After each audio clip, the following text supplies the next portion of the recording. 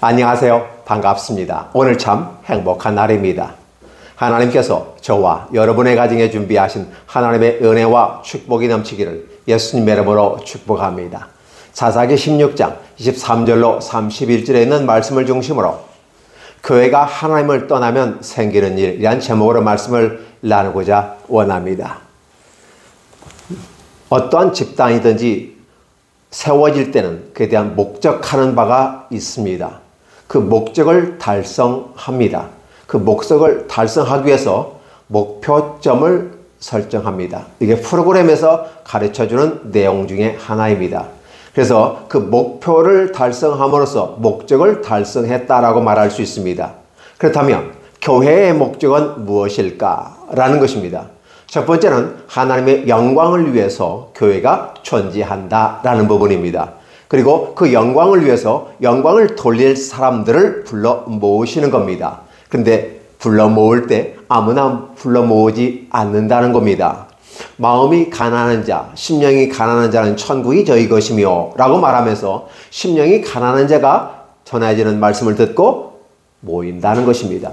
하나님께서 세상 가운데서 배부르고 부자이고 풍족한 자들은 세상에 취해 있어서 더 이상 필요를 느끼지 않습니다. 충만한 자에게서 충만한 것이 나오면 좋은데 충만한 자에게서 더 이상 나올 게 없습니다. 그래서 가난한 자들에게 갑니다. 가난한 자는 마음이 비어 있습니다. 그러다 보니까 그 비어 있는 마음을 채우기 위해서 세상 것으로 채우지 못했기 때문에 하나님의 것이라도 채웠으면 좋겠다는 일념으로 그들은 나오더라는 것입니다. 더욱이 이런 환경이 그를 하나님께 나오게 하는 것도 있지만 하나님의 부르심이라고 하는 이 사실은 위대한 하나님의 계획입니다. 하나님이 누구를 사랑하시고 누구를 선택하셨는지는 아무로 모릅니다. 그래서 만인이 하나님 앞에서 구원받기 원하는 만인 구원론을 주장하고 있습니다. 그럼에도 불구하고 그에 반응하는 사람의 수에 따라서 우리는 제한 속죄를 받은 사람만 온다라는 것이었습니다. 많은 사람에게 복음을 전하다 보면 반드시 3.4%와 함께 이에 반대되는 사람들은 항상 거부합니다. 아무리 좋은 것과 좋은 말과 풍성한 것으로 대접한다 할지라도 그냥 싫다는 겁니다. 왜 교회에 나오지 않느냐? 그냥 싫어요. 그냥 하나님이 싫어요. 이건 통계학적으로 나온 거기 때문에 뭐라고 설명할 수가 없습니다. 세상에는 해명할 수 있는 것과 해명할 수 없는 것이 있는 것이죠. 이런 모습 가운데 하나님은 모든 만민이 하나님의 형상을 따라 만들어졌기 때문에 하나님의 형상과 모양으로 만들어진 그들은 하나님의 부르시는 음성에 응답해야만 한다는 것입니다. 그럼에도 불구하고 그들이 하나님의 음성을 듣지 못하는 이유는 무엇일까?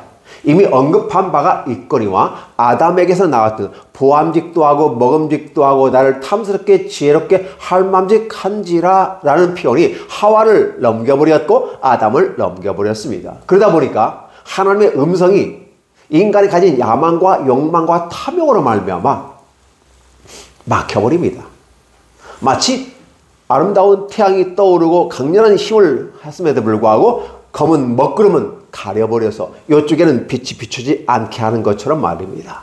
그러다 보면 영적인 부분 속에서 하나님께서 강력한 태양의 에너지를 발사하는데 어둠의 권세가 그의 눈을 가리우고 그의 귀를 가리우고 눈을 어둡게 만들어서 듣지도 못하고 보지도 못하게 느끼지도 못하게 한다는 것입니다. 그래서 주님께서는 자신의 택한 백성이 누구인지를 판단하는 방법이 무엇일까? 여러분 무엇이겠습니까? 예수님께서 말씀하실 때 모든 말씀은 다 비유로 말씀을 하신다고 했습니다. 왜냐하면 천국의 비밀은 숨겨져야만 하는 것입니다. 그러나 누구에게는 알려지느냐? 선택된 자들, 하나님의 자녀들에게는 밝히 알려져야 되기 때문에 주님께서도 비유로 하지 않고서는 말씀하지 아니하셨다라는 표현을 쓰게 되고 차후에 그의 제자들에게 비유를 가르쳐 줌으로써 이것을 모든 사람들에게 알려주는 것을 볼 수 있습니다. 그래서 예수님께서 비유의 말씀을 들을 때 아멘하고 끄덕하며 주님을 따르는 자들에게는 이들이 구원을 받았구나라고 알 수 있었을 것이라 추정이 됩니다. 그럼에도 불구하고 예수님에게서 틈을 잡고 예수님을 고소하려고 쫓아다니는 사람들에게는 믿음이 믿음으로 들려지지 않고 하나님 말씀이 말씀으로 들려지지 아니하여 오직 어떻게 건수를 잡아서 고소할 것인가 라고 하기 때문에 따라온 사람도 있었을 것입니다. 무리 가운데는 구원받는 사람도 있고 고소하려는 사람도 있었다는 것입니다. 이런 것들을 바라보면서 하나님께서는 오늘 교회를 불러내시는 겁니다. 교회라는 말을 어떻게 표현해야 달라지겠지만 한자로 쓰면 가르치는 모임이라는 거죠. 또 회당이라는 말 속에서는 하나님의 백성들이 모이는 곳이 회당이고, 그래서 교회당이라는 건 가르치는 어떤 무리의 장소가 교회가 되는 것이죠. 그렇게만 해석하면 좀 어렵다. 그래서 원에서 에클레시아에서 세상으로부터 불러 모은 사람들 하나의 공동체를 가르쳐서 교회당이라고 합니다.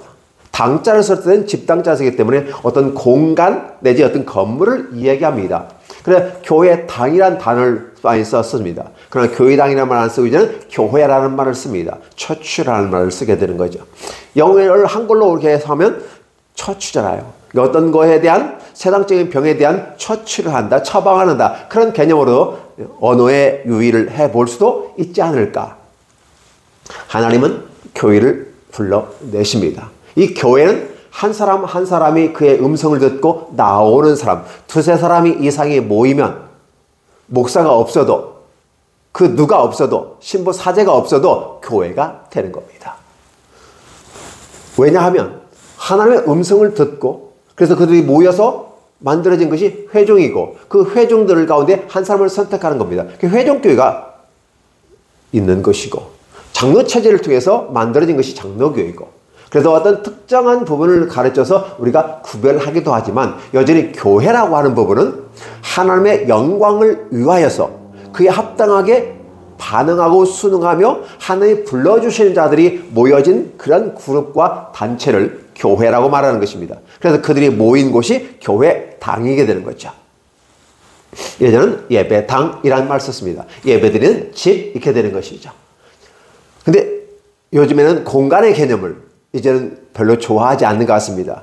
대형 교회당, 대형 교회 성당, 베드로 성당, 최대의 성 소피아 성당 이런 식으로 했지만 결국은 그런 모든 특히 성 소피아 성당 같은 경우는 모스크화 되어져서 모스크 사원이 되어버렸습니다. 그러니까 건물로 만들어진 교회당과 성당과 어떠한 예배당이라는 개념이 의미가 없는 것입니다. 중요한 것은 하나님을 말씀을 듣고 모인 자들이 오늘도 하나님을 바라는 마음으로 신앙하는 마음으로 그 말씀을 듣고 그 말씀을 통해 힘을 얻고 세상에 나아가서 반듯하게 살아가는 모습, 이게 바로 건강한 교회의 모습입니다. 그런데 말입니다, 교회가 이 길을 걷지 아니하고 세상적인 방법을 찾아가게 됩니다. 과거 역사로 돌아가 보면 로마 시대 기독교가 인정되기 이전 313년 이전의 모습은 예수님 믿는다는 것은 죽음과 동일한 단어가 되었습니다. 예수 믿는 사람은 죽음자다라는, 언제 죽을지 모르는, 언제 순교할지 모르는 그러한 사람들이다. 그래서 그들은 죽기 살기로 예수를 믿었습니다. 죽기 살기로 믿다 보니까 그들의 삶의 모습 가운데 죽음보다 더한 건 없어요. 그러다 보니까 순수한 신앙의 모습으로 하나님께 가게 됩니다. 종교성에 머물러 있지 아니하고 한 단계 업그레이드 되면서 하나님만을 바라보는, 위를 바라보는 신앙인의 삶의 모습을 아름답게 펼쳐갔습니다. 그 이후에 기독교가 공인이 되고 국교가 되면서 드디어 이제 죽기 살기도 믿지 않아도 얼마든지 믿을 수 있는 사회가 됩니다. 그전에는 죽기 살기로 믿음으로 가져나가면서 신앙을 세워나갔다면 이제는 인정된 평안한 곳에 있다 보니까 기독교라고 하는 것은 영생에 하는 이르는 길이지만 이 땅에서의 출세와 성공과 안녕을 보장하는 길이기도 합니다. 그러다 보니까 이제는 교회가 나태해지는 것입니다. 죽지 않아도 되기 때문에 죽음이 해결이 되면 그 다음부터 생기는 게 뭘까요? 인간의 마음에, 인간의 육체에 원하는 소욕을 따라 움직이게 되면서 교회가 타락하게 되는 시발점이 된다는 사실입니다. 그러다 보니까 교회가 핍절의 단계를 겪어가는 것이죠. 우리는 이러한 모습들을 바라봅니다. 그래서 과연 그러면 기독교가 공인된 것이 좋은 거냐 나쁘냐 하는 것은 그 시대적인 상황 속에 주어진 환경과 여건에 따라서 그 상황에 맞춰진 하나의 시대적 산물이기 때문에 그렇지만 인정되는 건 더욱 좋은 일입니다. 그래서 기독교 문화가 꽃피운 것도 사실입니다. 그러나 신앙이 자유화되어지고 믿음이 보장이 되는 그 사회 속에서 기독교라고 하는 것은 이제 죽음을 넘어선 신앙의 모습으로 나아가는 그들이 이제 흐릿해지기 시작합니다. 그래서 성공, 보장, 안녕.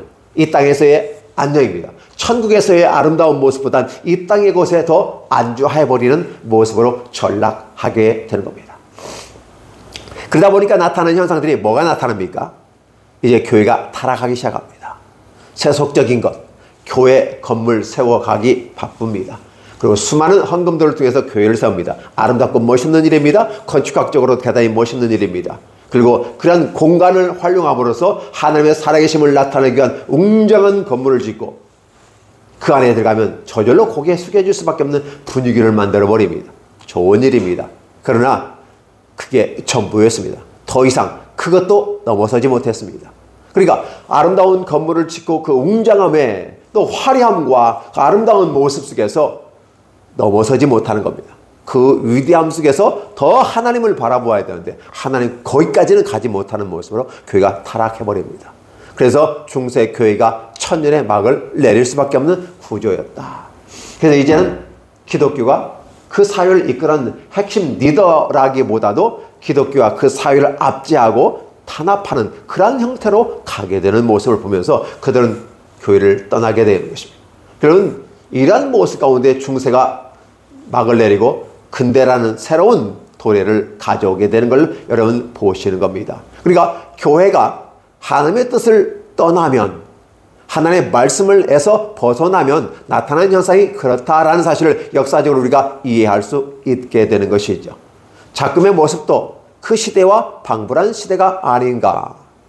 들려지는 메시지는 수없이 많습니다. 그것도 모자라서 녹화됩니다. 예전에는 이런 게 없어요. 생중계는 몰라도 비디오로 예배드리는 것이 좋은 일은 아니다라고 해서 초창기에 순복음교회에서 그 유명세를 따라서 왜 많은 사람이 한 곳에 다 모일 수 없기 때문에 비디오 예배를 드립니다.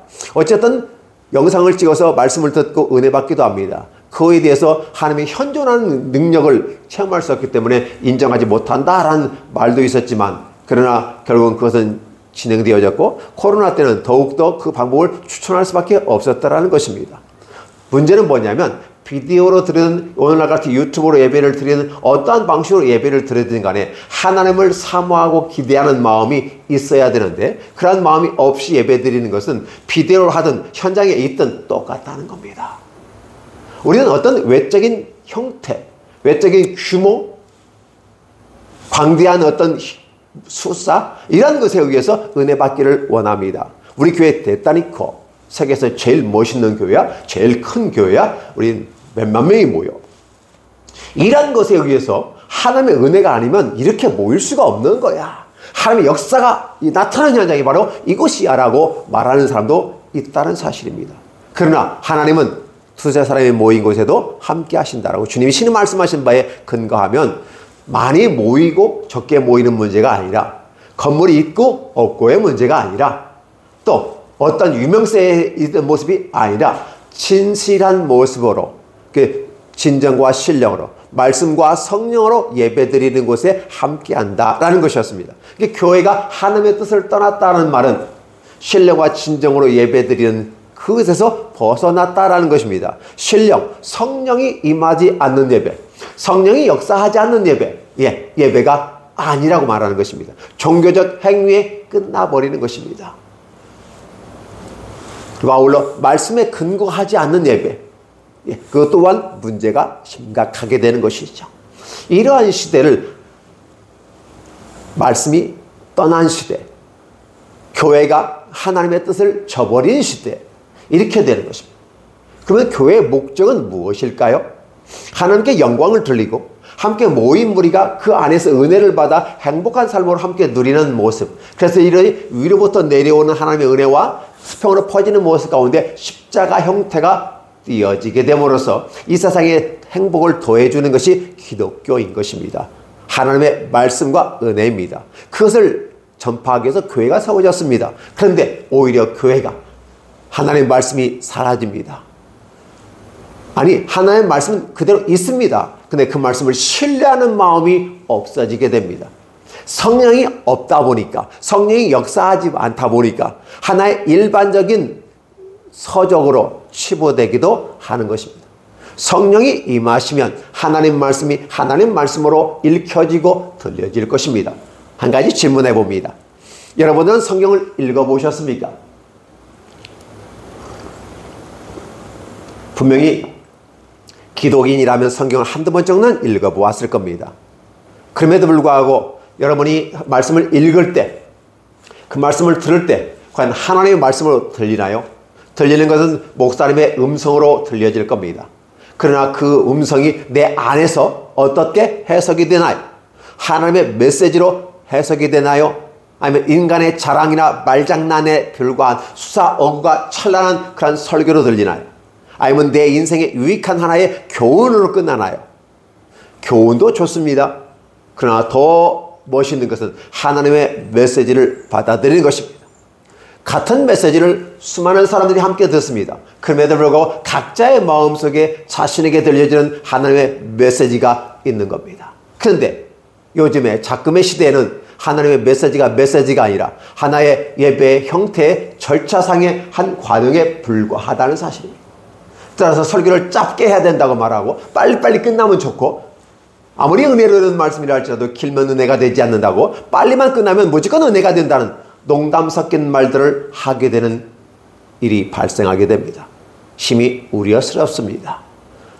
개신교회는 구교인 노막교회로부터 형식과 외형에 갖추어진, 그리고 그때 당시 글씨를 모르는 중세 사람들에게 복음을 전해야 되겠는데 말빨이 안 먹히고 가르쳐지지 않으니까 큰 건물을 세우고 높은 사원을 짓고 모스크를 세우고, 그리고 아울러 형상들을 만들어 놓고 조각을 세워놓고 그림을 그려놓고 그걸 바라보면서 이 사람들은 누구이고 어떤 믿음을 가졌고 교육을 위한 하나의 모습이었다는 사실입니다. 그게 중세시대의 모습이란다면 이 시대는 그게 아니라 진정한 하나님의 말씀을 근대 이후에 계몽운동과 글씨를 알게 하는 이 문맹률이 깨어져서 이제는 글씨를 알게 되는 백성들에게 각국의 언어로 성경이 번역이 되어지고 하나님 말씀을 친히 읽게 되는 모습들. 중세시대는 신부조차도 어때로는 성경이 없을 정도로, 왜냐하면 필사에서 나오는 거니까 많이 보급이 될 수가 없어요.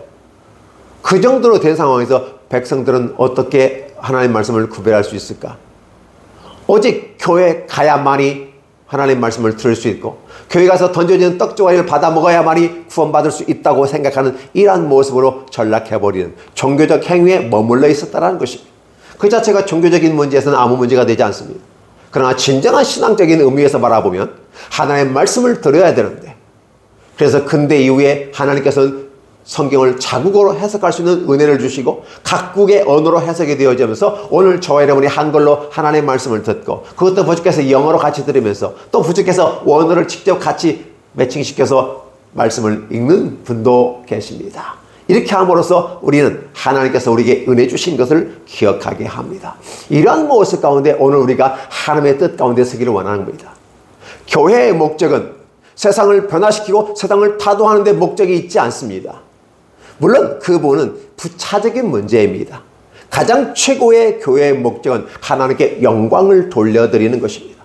그것을 위해서 우리가 선택되어졌고 부르심을 받은 모임 공동체가 교회라 한다면 이 교회가 빛과 소금의 역할을 감당해야 되는데, 이제 빛과 소금이란 공동의 목적을 달성하는 로마 시대의 아름다운 정신, 집단주의적이고 공동성을 생각하는 로마 정신이 사라지게 되고 그리스의 정신, 개인주의적이고 편협한 모습으로 있다 보니까 결국은 로마가 성장하고 그리스는 멸망할 수밖에 없었다는 거예요.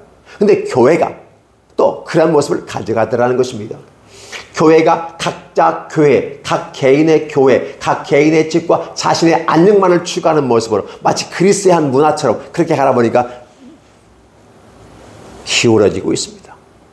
지금 역사까지도 로마가 지배한 모든 나라의 문화는 지금도 오늘 이 시대까지 전수되어지면서 그걸 보유한 나라는 관광 수입을 얻는 하나의 도구로서 사용되어질 수 있고, 오늘도 그걸로 말미암아 밥 먹고 살더라는 것입니다. 관광 사업을 통해서 국가 수입을 충분히 얻어내는 것을 볼 수 있습니다. 로마가 1600년 동안 지배하는 그 과정 속에서 로마가 지배한 모든 곳에는 문화가 그대로 존속되고 보존되어지는 공공성을 생각하는 이러한 모습이 있는 겁니다. 그렇다면 한국 교회 또한 공공성에 보장이 되어지고 보편적 교회로 지향하면서 범교회적인 차원에서 교회가 나가야 되는데 그렇지 아니하고 각 개별화되어지는 교회, 우리끼리 교회, 우리 교회, 우리 교회, 우리 교회, 전체적인 보편적 교회를 생각하지 않는 모습 가운데 폐쇄성이 짙어지게 되고 결국 기울어져 가버리는 그러한 모습은 아닌가 하고 개인적인 판단을 한번 해보는 것입니다. 그렇다 보면 교회가 진정 여호와의 뜻을 저버린다라는 개념은 무엇일까? 다시 한번 하나님의 영광을 구하기 위해서 교회가 모였는가? 아니면 사람의 숫자를 늘려서 교회 확장하고 그 가운데서 부귀와 영화와 인간의 안녕을 추구하기 위해서 교회가 모였는가? 비교해보면 압니다. 하나님의 영광입니까? 아니면 그 다른 것입니까? 라는 부분에 질문을 던져보는 것입니다. 그리고 아울러 오늘 이 땅을 사는 우리가 먼저 믿는 자로서 다른 믿는 사람들에게 하나님의 사랑을 전파하려고 사랑을 실천해 나가려는 그런 생활 신앙인으로서 삶을 살아가고 있는가? 아니면 세상 가운데 겨우 일부 부부들 신앙생활하고 있는가? 생각해 봐야 됩니다. 생활 신앙인이라고 하는 부분은 전반적인 부분 속에서 내 삶 전체가 하나님 안에서 이루어졌기 때문에 생활 신앙인이 되어야만 하는 것입니다. 그러나 한국 교회는 신앙생활을 할 뿐입니다. 그러니까 전체적인 그림을 그려보면 전체를 생활 신앙인으로 본다면 생활 신앙은 그분의 한 부분을 신앙생활을 한다고 보는 거예요. 내 삶의 전체를 보면 신앙생활이는 하나의 구덩이, 하나의 모퉁이의 부분에 불과하다는 것입니다. 생활 신앙이라는 단어를 쓰게 되면 전체를 다 포괄하는 단어입니다.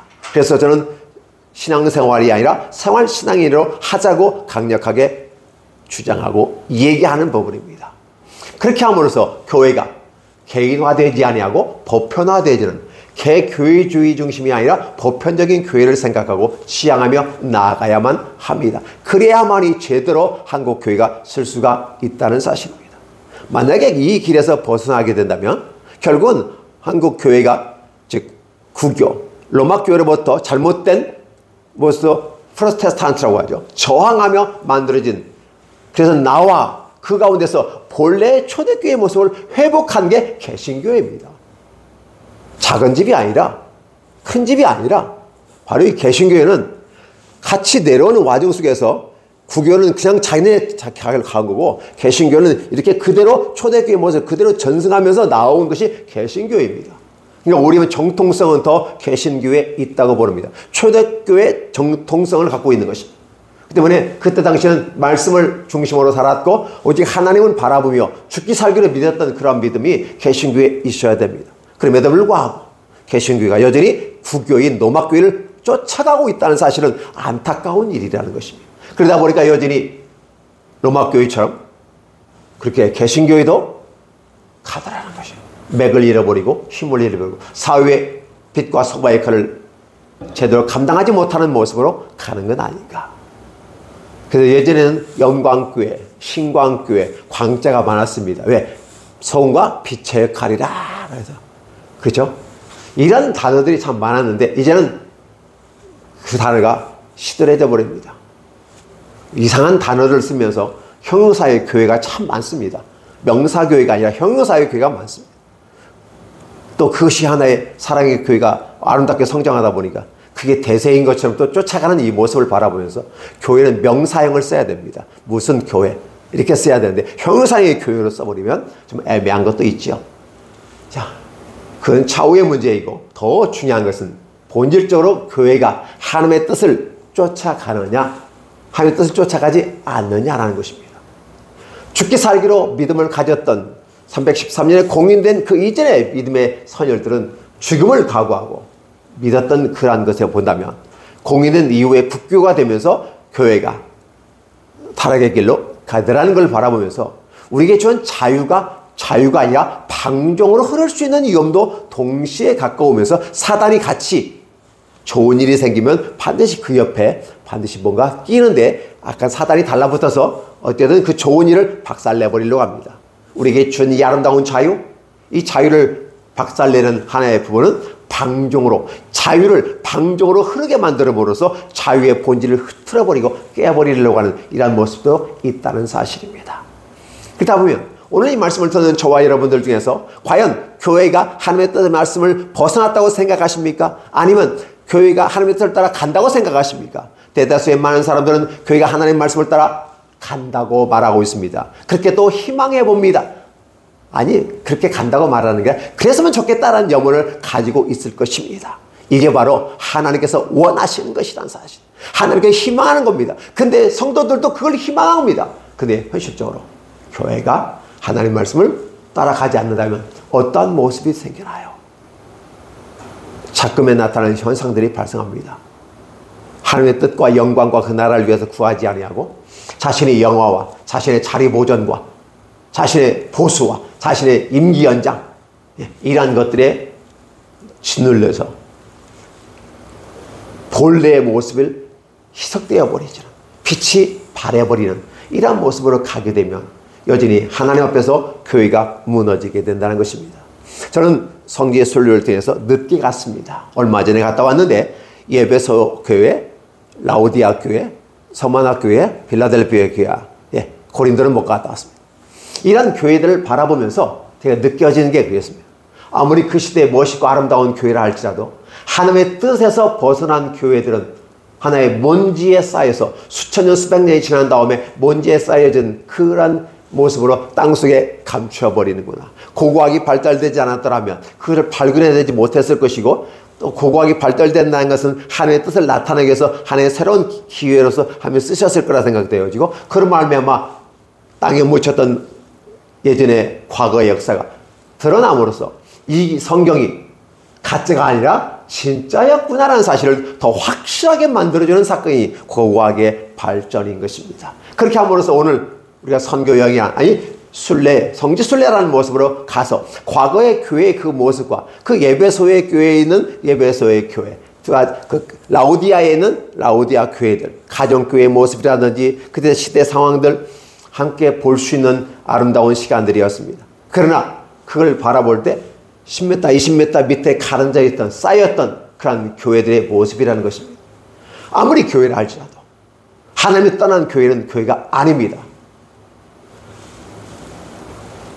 터키에는 여러 교회들이 문을 닫았고 겨우 흔적만 남아있고 기둥만 남아있습니다. 이러한 상황 속에서 바라본다면 교회가 교회다워져야 되는 것이고, 교회가 하나님 말씀을 따라서는 결코 존립할 이유가 없더라는 것입니다. 건물 자체가 아무 의미가 없더라는 것입니다. 하나님의 나라는 건물과 땅과 지역의 모습이 아니라 그 살아있는 공동체 가운데 하나님과 교제와 소통하는 게 하나님의 교회라는 사실을 생각해 본다면 다시 본래의 본질을 되찾을 수 있으리라 생각됩니다. 하나님을 떠난 교회는 아무 의미 없이 먼지가 쌓여져서 이리와 늑대와 시랑이와 시라소니가 왕래하는 곳이 될 것이고, 사람이 왕래하지 않습니다. 그러다 보니까 황량한 곳이 되어서 수없이 먼지가 쌓여서 흔적도 없이 사라져버리는 것처럼 됩니다. 이러한 것들을 바라보면서 우리가 다시 한번 생각해야 합니다. 솔로몬의 성전이 아름답게 멋있게 되어졌지만 그러나 솔로몬의 성전도 회파되어 버린다는 사실이죠. 다 회파됩니다. 성전이 아니라는 것이죠. 진정한 성전은 예수께서 말씀하시는 대로 내가 곧 성전이니 너희가 헐라 3일 만에 세우리라 라고 주님은 부활을 얘기하면서 성전을 빗대어서 얘기했는데, 다른 사람들은 이것을 몇 년에 세웠는데 3일 만에 세운다고 말 같지도 않은 소리야? 비합리적인 소리야? 라고 말하면서 예수님을 손가락질하며 고소했던 사실을 기억하십니까?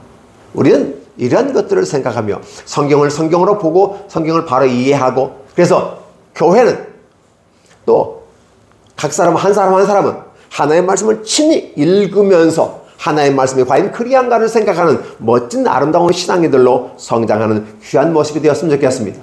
그리고 함께 여러분 기도해 주십시오. 하나님의 말씀을 기대하면서 예배를 드리십시오. 그냥 예배 드려야 되니까 드려지는 게 아니라 하나님의 말씀을 사모하십시오. 사모하는 마음을 달라고 하십시오. 세상 것에 취해서 하나님의 것은 사모하지 않습니다.